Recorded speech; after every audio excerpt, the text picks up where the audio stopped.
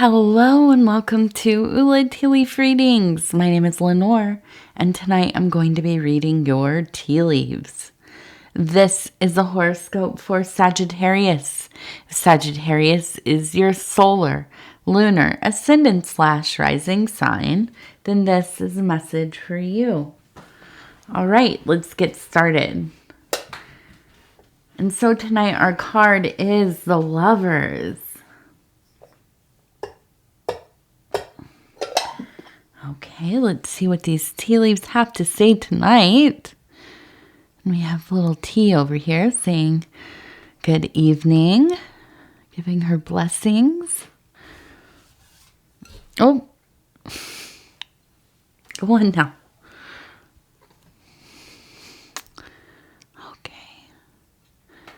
So if you have not subscribed yet, please think about doing that. You can hit the little bell. It'll let you know when the next readings are coming out. It is free to subscribe. Okay.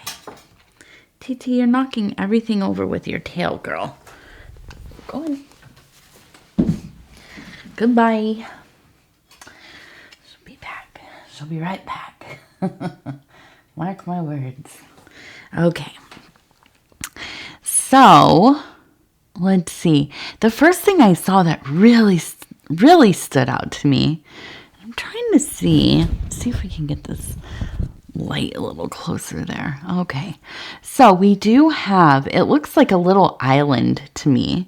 And it looks like we have the island here, then there's like a palm tree, there's a person kind of hanging on, and it looks like the wind is really blowing. I mean, you know, like a big storm is rolling in. And up here it looks like we have an angel, okay? So I do feel like there has been some turbulence, and this maybe has been in your relationships. Okay, it doesn't have to be a romantic relationship, but it does feel like it is kind of a partnership in some way. And this could be domestically, like a roommate or a child in your home, or you know, a family member. And it can be that it is a spouse or somebody you are romantically involved with. But I do think that things have not been easy lately. Okay, there have been, I feel like a lot of arguments, you know, that begin to kind of escalate and get into these very emotional spaces that feel pretty volatile. Okay, but I see the person kind of hanging onto the tree there as it's like blowing them away.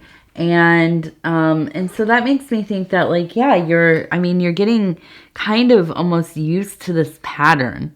You already know that it's going to begin, and there are the signs of, you know, the disagreements beginning, and it starts to get going, and it starts to feel like it's ramping up, and it's like all the air in the room starts to disappear, and it's like, okay, here we go. It's going to be not a good day again.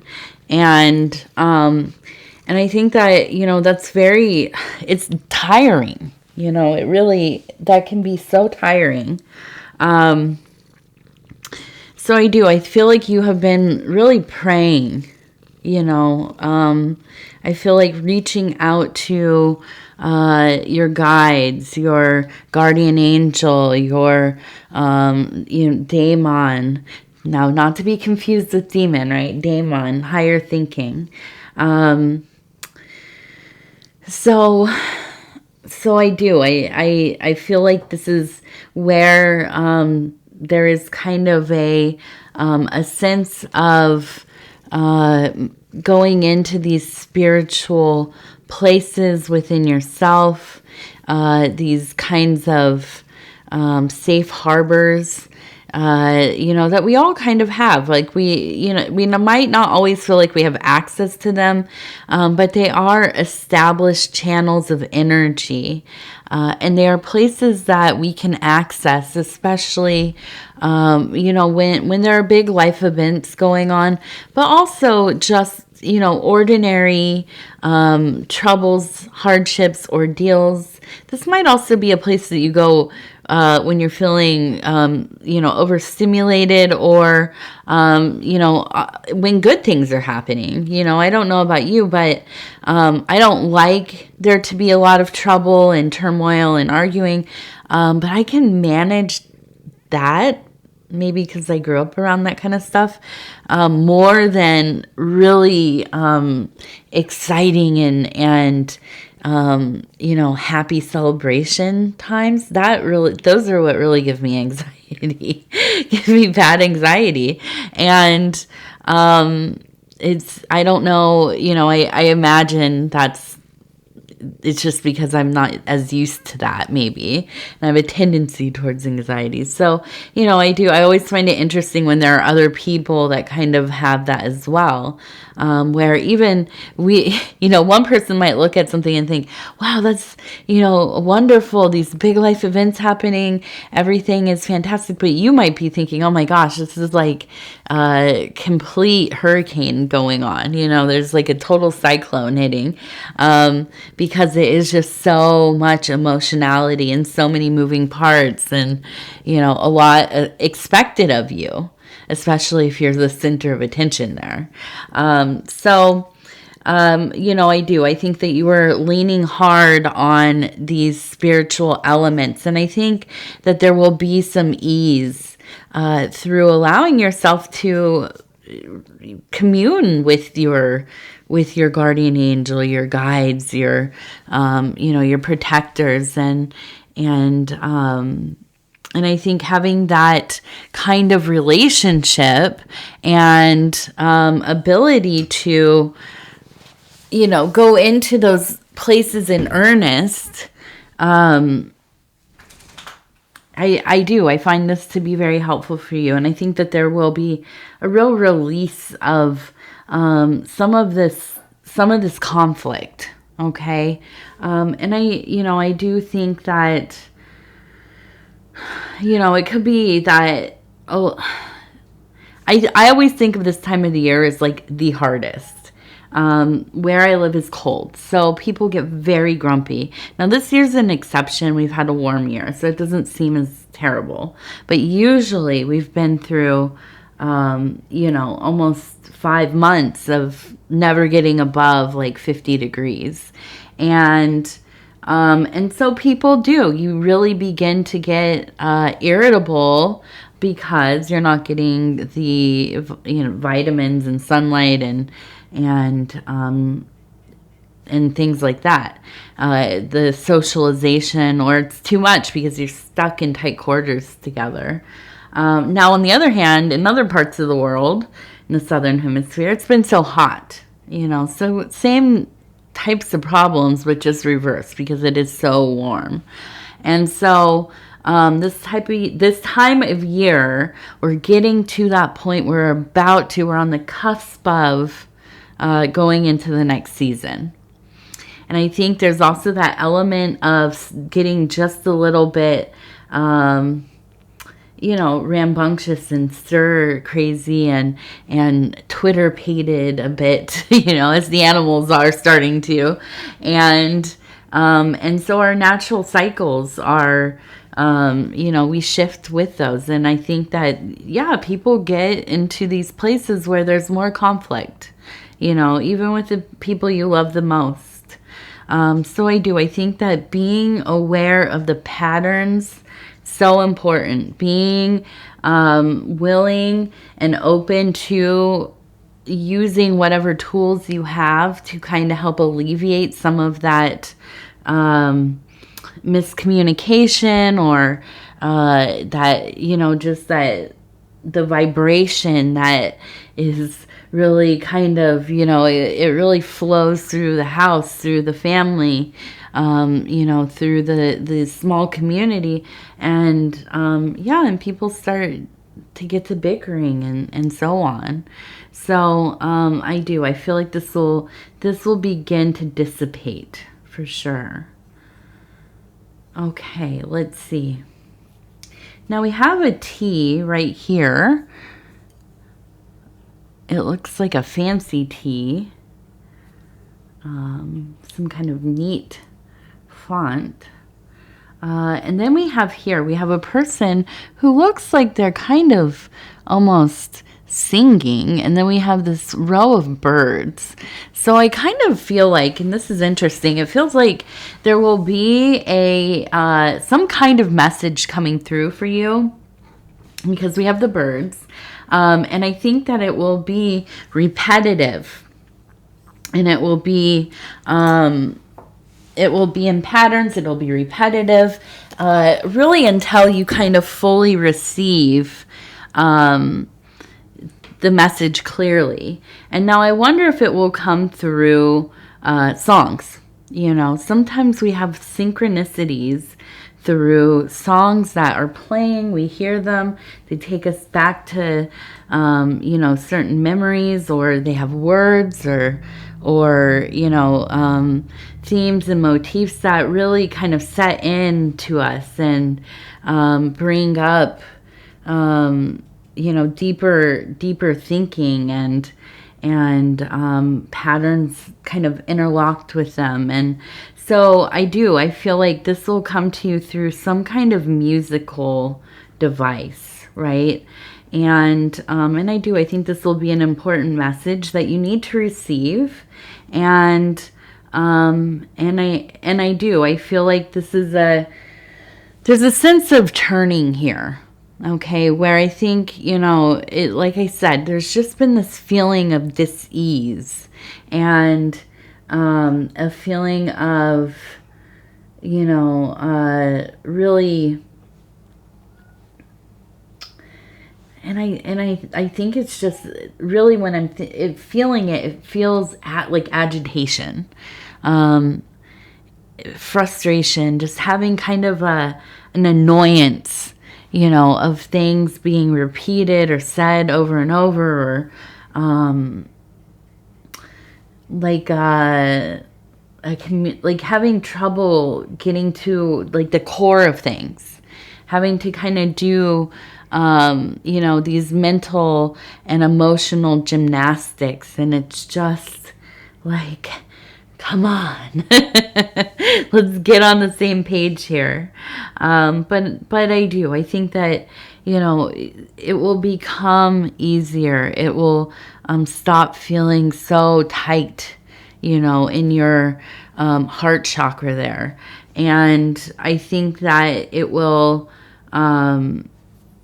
you will be kind of pulled into this more synchronistic place where, this angelic energy is kind of coming through in your life. You're starting to feel very connected to the spiritual, seeing things, hearing things that kind of, they make sense to you, right? You understand this is a pattern in my life. Now, other people might not realize, or they might not have any idea what you're talking about, but you will know.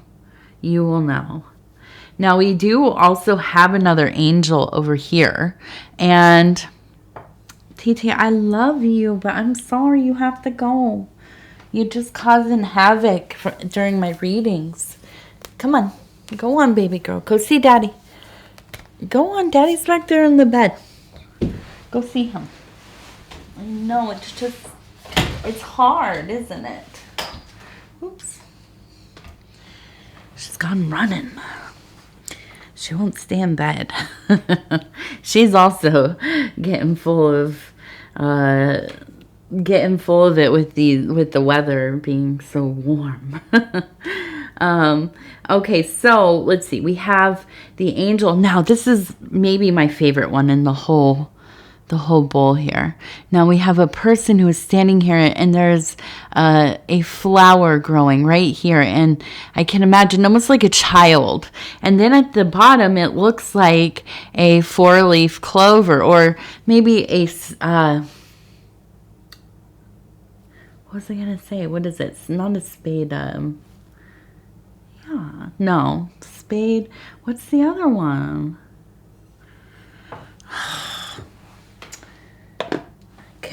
My goodness.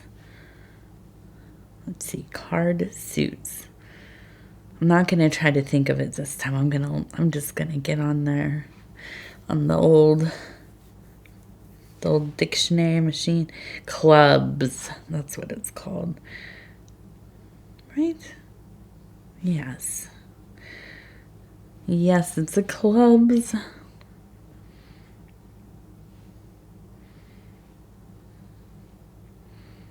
Yeah, that's what it is. But the clubs is not 4.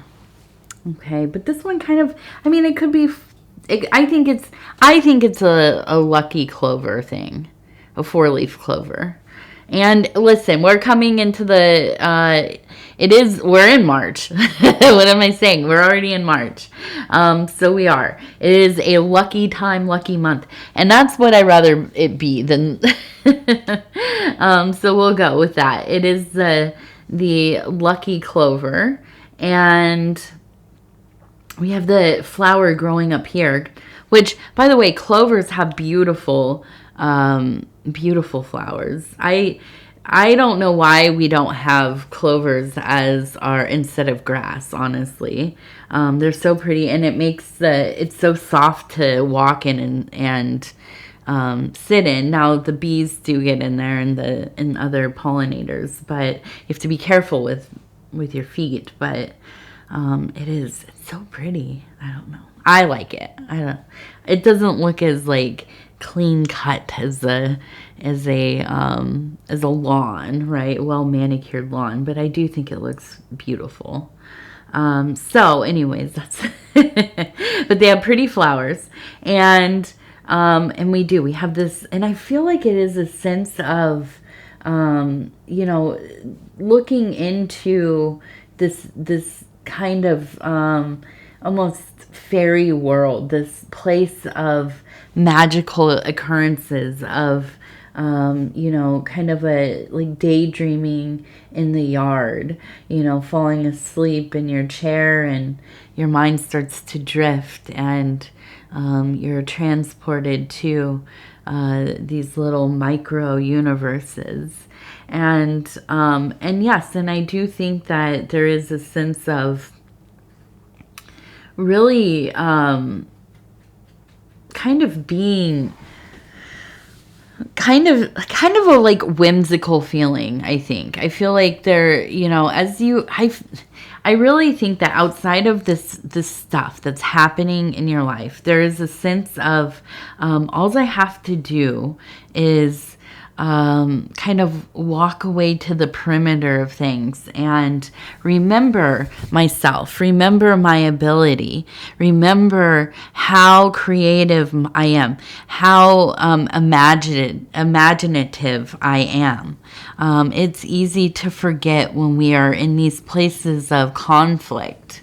No matter how grounded we are, how holistic our life has been, how much work we've done, when we're drawn into a lot of direct emotional, spiritual conflict, it's how do you not react? Especially if it's in your home.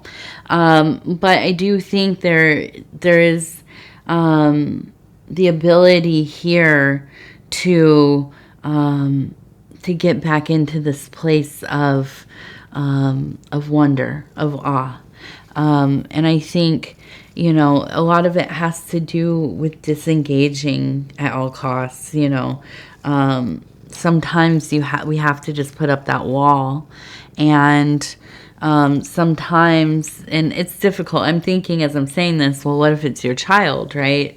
Especially if they're young, then it's like, I understand that so much myself. In small doses, we have to be able to make time for ourselves. We're also caretakers. We're responsible for a lot. So there is no there's no escaping, your elementary school child, right? You have to kind of navigate that, and it can be absolutely kind of the fight of your life, right? Just to try to figure out, which way is up. But I think ultimately implementing some of these creative, some of these mindfulness techniques, returning to your spiritual work where you can, and sometimes you have to disengage and walk away from the thing, and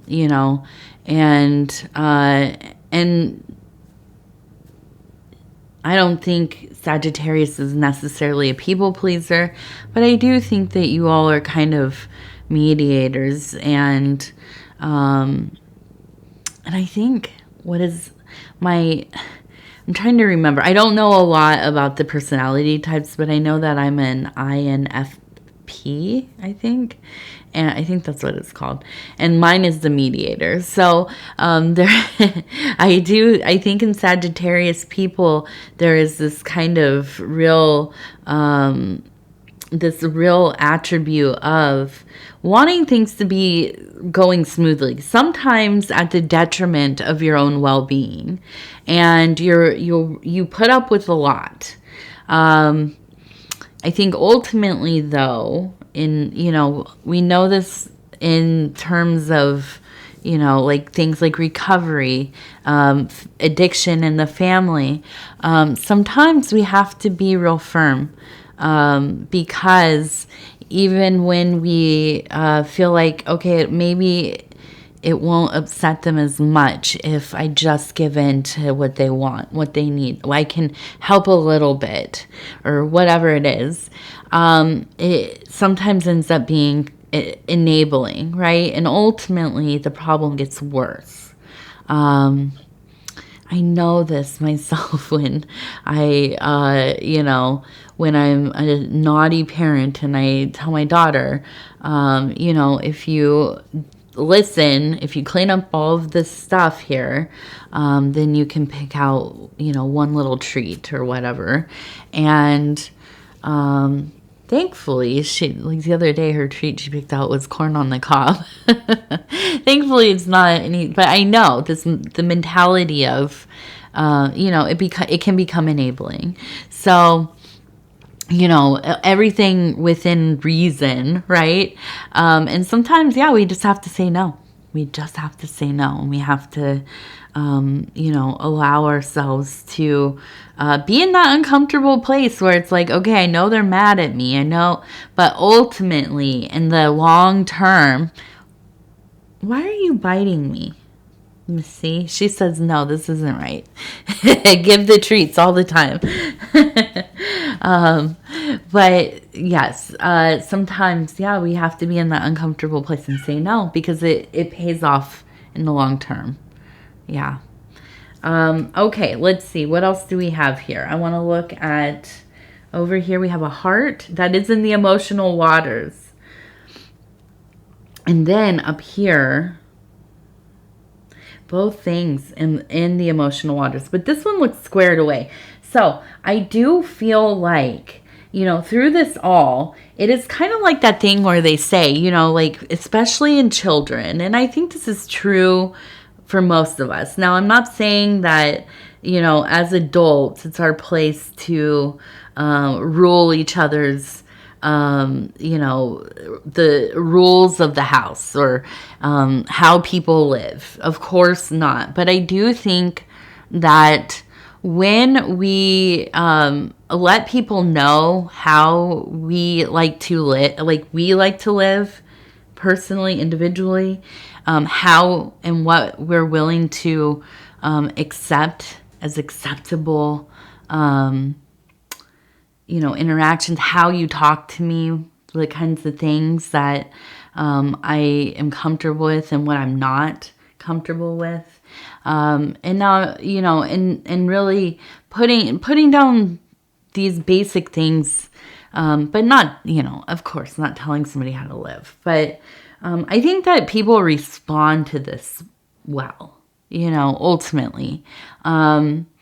it doesn't have to be that like we give a list of like these are the do's and don'ts, but people respond to how we respond to them. I think more often than not, people will follow your lead if you stay within your your comfort, or not even, it's not even just the comfort zone, but just how you wish to be treated, and most people, I would say, try to match energy. Now, not always, but, and it's like they say about children, they thrive when there are rules and routines. And I'm not somebody who believes like anything has to be an absolute, right? But I do think it is useful to keep this in mind, right? That we do need some structure in our life. And so it is with other people who we share our lives with, right? And so I think, and this is, for me, I think of the kind of, I think of something like, right, where it's just when you meet somebody and they're always just like, oh yeah, I'm cool with whatever you want to do. It's just always kind of this there's never an answer, right? It's just kind of, you're swimming in this gray area of like, well, can you just give me a precise and clear idea, or at least generally an idea.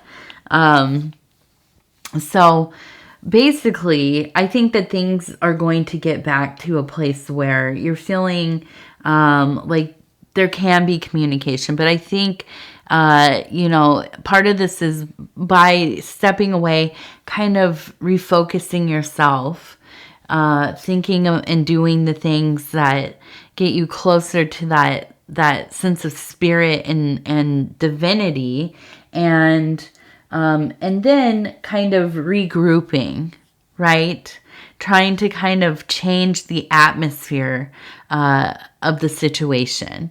And I think this is really just by not reacting, disengaging when they become reactive, and and yes, leading by example, and clearly saying things like, we're not going to call each other names. We're not going to scream at each other. You know what I mean? Like, and so, and saying that hurt my feeling. I don't appreciate that, and these things aren't going to fix everything, but you have to put in the work, right? For the long term, for the better good of the long-term relationship. And hopefully these are seeds that are being planted. So things they get into this place of everything kind of coming together, and it feels like it is square. Everything's on the level. Everything is squared away. Right? And I have talked about on here before, I really love the idea, and these are Masonic terms. I mean, they're not just Masonic, but they are used by the Masons. And there's this other concept of what they call rough ashlar. And this is the idea that anything starts with a piece, like a chunk of rock, right? And you chisel away at it to perfect it into the perfect, and I think it's the cornerstone. It maybe is the capstone. I can't remember, but to finish it into a perfected shape, a square, right? And so it is with life, with anything that we can think of, but especially ourselves.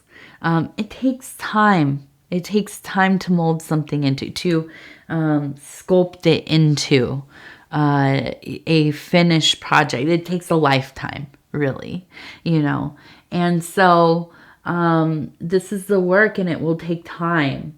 So I think the big takeaway for me from this reading is about trying to reorient how we communicate, and not thinking about how is this going to change right in this moment, but how will this change our relationship over time? You know, how can we slowly get to this place where there's not so much conflict?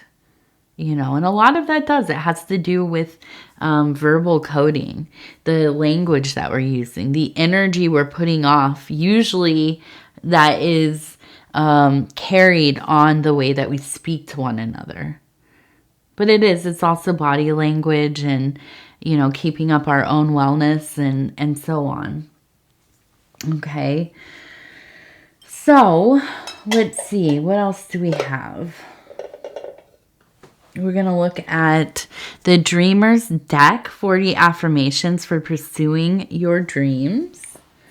Oops. I'm sorry, little bird.